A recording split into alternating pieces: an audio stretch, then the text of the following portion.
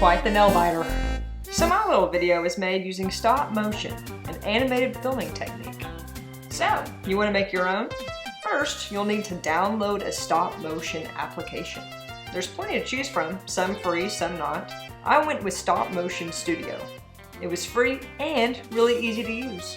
Now after you've written your story and have planned out your movie, gather your props. This could be backgrounds you've colored, Lego men, your mom or dad to act like you're surfing on them, whatever your heart desires.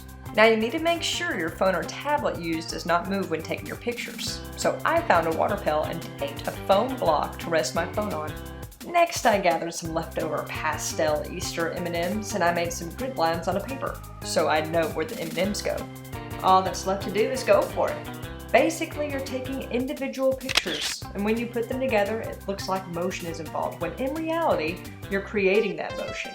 I ended up taking 347 pictures to create my movie, and moved the M&Ms just a little bit between each picture. So by combining technology and art, we can make a movie.